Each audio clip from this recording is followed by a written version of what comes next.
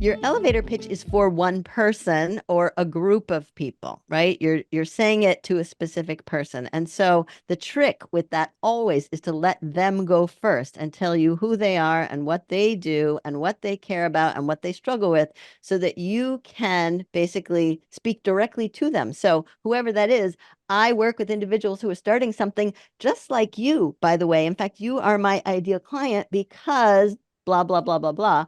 And then, however, you're responding naturally to whatever they just said, your authenticity and curiosity and value will necessarily come through. Actually, it won't, you can't help but let it come through if you're talking to someone. And so it shouldn't sound like you wrote it. Practice just responding to people in real time, even if you mess up and they don't understand you at first.